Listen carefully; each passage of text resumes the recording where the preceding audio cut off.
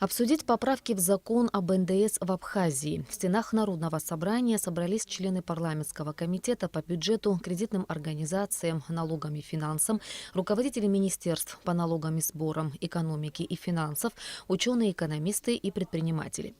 Введение налога на добавленную стоимость в Абхазии было одобрено парламентом в ноябре 2015 года. Ставка налога составляет 10%. При этом многие предприниматели, занимающиеся определенной деятельностью, освобождены от уплаты данного вида налога. Кроме того, как отметила председатель профильного комитета Наталья Смыр, в парламент часто приходят письма от правительства с предложением включить в этот список новые виды предпринимательской деятельности. Этот список настолько огромен и велик, что, в принципе, мы не настолько большое государство, чтобы, вернее, такое богатое государство, что позволили себе с каждым разом увеличивать этот список. На мой взгляд, и я думаю, здесь присутствуют члены рабочей группы, которые тоже считали, что мы можем пересмотреть ставку, да, в сторону уменьшения. Там как-то вот Институт экономики и права предлагает очень хорошее предоставление налогового кредита. То есть есть несколько путей возможности рассмотрения, да, более эффективного взимания НДС, нежели чем делать каждый раз, увеличивать список, который выводит из-под налогообложения определенные виды продукции и все остальное. Это неправильно. Большое число коллег занимались проблемой реализации меда, абхазского меда. Меня никто не упрекнет, наверное, в лоббизме, да? Меда, он на самом деле хороший, качественный мед. Но производители, наши сельчане, не могут его никуда деть. А вот в этом документе мед, позиция 0,409, мед натуральный. Он тоже в льготном режиме, который ввозится откуда-то. Почему?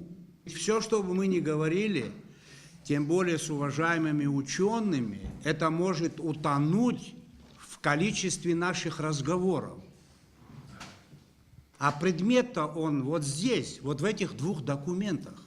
Может ли НДС в этом плане служить неким таким фактором, где четко будут определены то, что мы можем производить в Абхазии, и для стимулирования внутреннего рынка повышать в отношении тех товаров, которые завозятся, и четко определиться с теми товарами, которые мы не сможем произвести, потому что на сегодняшний день, конечно, производитель в Абхазии не может быть конкурентоспособен с производителем, который производит в день миллионы количества продукции, где себестоимость равняется нулю. Но несмотря на это, в силу того, что у нас пока граница, по крайней мере, контролируемая нами, я имею в виду экономическая граница, мы можем немножко стимулировать. Две позиции, я так полагаю. Первое – стимуляция. Второе – понятно, что наполнение бюджета понятно. И третий, на мой взгляд, такой вопрос, исключение протекционизма. Со дня принятия закона об НДС прошло более чем 3 года. И все это время в республике актуален вопрос его эффективности и соответствия сложившейся реальной экономической ситуации в стране. И экономисты, и депутаты говорят о необходимости его пересмотра и доработки. С этой целью год назад в парламенте была создана рабочая группа, в которую вошли представители Минфина, Министерства по налогам и сборам, таможни, бизнес-сообщества, эксперты. И вот подготовлены 2 документа. Предложения по изменению действующих правил и ставок по НДС от Института экономики и права и от Центра стратегических исследований при президенте Абхазии. Предлагается на все виды продовольственных товаров первой необходимости 0%, лекарственных препаратов и оборудование по перечню, определяемым Кабинетом министров Республики Абхазия в соответствии с товарной номенклатурой, последующим утверждаемым парламентом. 5% на все виды продовольственных и промышленных товаров, не производимых в Абхазии, также определяемых перечнем Кабинета министров, утверждаемым парламентом. В целях создания равных конкурентных условий для налогоплательщиков НДС, это Кабинету министров и Гостаможенному комитету необходимо принять оперативные меры по пресечению завоза неучтенных товаров, Потому что это имеет место, к сожалению, то с востока, то с запада.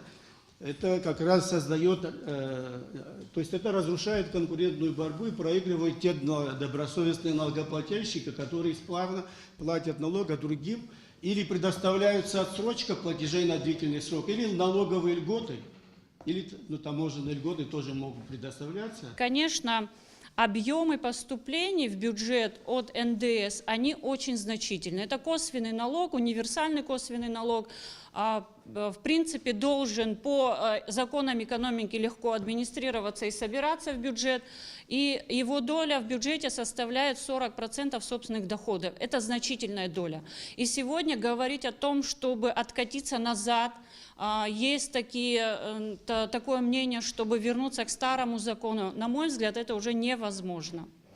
Невозможно, потому что бюджет формируется, исходя из действующего нового закона, формируется социальное обязательство государства, которое оно должно выполнять, раз это у нас в бюджете заложено. Поэтому, еще раз говорю, удивление вызывает, что больше года мы занимаемся обсуждением, но, к сожалению, к какому-то рациональному мнению и результату прийти не можем. Кратко наше видение мы изложили. Этот документ, он открыт к обсуждению. Те условия, которые мы там прописали, еще раз повторяюсь, на наш взгляд, мне кажется, это достаточно приемлемые условия, и будет при этом соблюден один из основных принципов налоговой системы – справедливость налогообложения. По мнению экономиста Марины Квицини, предпринимателю надо дать возможность оплачивать НДС после реализации товара, а не при его ввозе. Кроме того, она считает, что изменение ставок не даст желаемого результата. Необходимо изменить сам закон. Предприниматели не могут платить этот налог, вернее, платить они его платят, но они не могут реализовать свой товар. Понятно, они государству заплатят свой налог, а товар у них лежит долгое время. И никакой выгоды здесь нет. Ныне действующий закон, на мой взгляд, требует серьезной проработки. От того, что мы сейчас ставки пересмотрим, сделаем единую ставку, сделаем плавающие ставки от 3 до 7%, я думаю, существенных изменений нет. Надо очень серьезно проработать над стимулирующей роли этого закона, просмотреть, какие преференции будут у предпринимателей. С одной стороны, посмотреть, что получит государство, с другой стороны, тут нужно провести, я думаю, экспертизу, пересчитать все, в разы пересчитать это все, посмотреть, что получит государство. Ведь любой закон должен защищать, во-первых, интересы государства с одной стороны и интересы предпринимателей и людей, живущих на этой территории. Как было отмечено на заседании, НДС является косвенным налогом, который, в отличие от прямого, переносится на конечного потребителя. Введением НДС можно объяснить рост цен в Абхазии на рынке товаров и услуг. Но почему же тогда цены на товары, на которые не распространяется НДС, также выросли, например, на продукты питания или лекарства? Как говорят предприниматели, действующая система налогообложения вынуждает многих из них либо закрывать свой бизнес, либо уходить от уплаты налогов. Казалось бы, почему предприниматели заботятся, беспокоятся об НДС, когда плательщиком НДС является конечный покупатель. Вот как вы сказали, там чек выдается, в чеке написано, НДС возмещается, почему должен возмущаться, казалось бы, предприниматель? Но каждый серьезный предприниматель знает потенциал своих покупателей, знает их возможности. Они прекрасно чувствуют, что с этой нагрузкой тот покупатель не сможет приобрести этот товар. Ее цена увеличивается, а платежеспособность населения, к сожалению, у нас падает. И поэтому предприниматель чувствует, что его бизнес закроется в контексте защиты местного производителя. Вы знаете, сейчас у нас проблемы появились со всеми экологическими проблемами, там разные виды заболеваний. Мы столкнулись с такими заболеваниями, которые мы раньше не знали. Мы завозим средства защиты ореха фундука, химикаты, на сумму 380 рублей. Нам посчитали, НДС, пошлина, там, все услуги, в общем, я посчитал, получил 14,66% с оборота. Еще неизвестно, будет ли погода, созреет ли твой товар, там, что получится. Но ты уже на границе заплатил 14,66 оборота, на 380 тысяч мы завозили товар, около 48 тысяч надо заплатить, значит, ввозной НДС. Понимаете, мы защищаем это местного производителя. Все почему-то умалчивают о так называемом таможенном сборе. Это никакой не таможенный сбор, это налог с оборота. Где вы видели сбор 1% с оборота? Мы защищаем опять кого-то, а когда мы экспортер вывозит, опять сбор 1%, значит, сертификат происхождения 1%, транзакции или там трансфер, я не знаю, как хотите назвать, в банковский период, где-то 0,85%, в другую 3% с оборота заплатив на месте человек, никогда он не будет конкурентным на внешнем рынке. Торговля – это локомотив вообще всей экономики. Мы выжили после войны только на том, что работали вот так по чуть-чуть, что-то продавали, торговали. Весь импорт торговли уничтожили. Всех импортеров уничтожили. У меня заходят вагоны, я за каждый вагон должна платить вперед 150 тысяч рублей. 3 вагона в месяц, 500 тысяч. У каждого предпринимателя есть такие свободные деньги. Под каждое изменение закона дайте мне, как экономисту и бухгалтеру, дайте мне экономическое обоснование. На каком основании все вот эти продукты и прочие товары были внесены вот в эти перечни? С изменением действующей ставки не согласны министры экономики и по налогам и сборам Адгур Ардзинба и Даур Курмазия. По их мнению, ставка НДС должна быть единой для всех видов деятельности, а разные ставки дадут предпринимателям еще одну возможность уйти от налогообложения. Если говорить о налогообложении, по ставкам, по всем остальным направлениям, у нас один из самых льготных режимов. Более того, у нас есть иные формы стимулирования бизнеса, как стоимость киловатт-час электроэнергии. Не одна из самых, а самая низкая в мире вообще. Таких нет. На топливо, дизельное, бензин, у нас цена за литр одна из самых низких вообще в регионе. Грузия, Турция, Российская Федерация, откуда мы привозим. Это все прямо или косвенно влияет на бизнес. Я понимаю, что нет кредитов и так далее, и так далее. Здесь есть много о чем поспорить. Но если говорить про текущий закон, который уже принят, вот здесь прозвучала очень правильная мысль. Никто уже назад откатывать ситуацию не будет. Вот такая горькая она правда, это так. Никто этого делать не будет. Теперь, что касается там ставок 7%, 3% и так далее. Я не могу с этим согласиться, потому что, когда вы предлагаете 7%, 3% и разные ставки, в том же в своем выступлении вы говорите о том, что есть там теневая составляющая на границе, там, сям. А кто нам дает гарантию, что при такой схеме все будут сразу выйдут из тени? Никто такой гарантии не дает. Здесь вообще у нас все смешалось, понимаете? Мы проблемы администрирования, проблемы налогового механизма, это отдельно совершенно проблемы, совершенно другие проблемы. То есть, если институты, которые должны этим заниматься, они не работают эффективно, это не значит, что ставку мы поменяем, все поменять. Да нет, слушайте, вот как не платили, так и не будут платить. Или как платили, так и будут платить, ничего не поменяется. Это вообще совершенно другая система. Теперь, что касается налоговой реформы. Учитывая то, что есть определенные сложности, они действительно объективные. Вот я детально знаком с работой Государственного таможенного комитета очень хорошо, и Министерства по налогам и сборам. Я знаю, какие у них проблемы.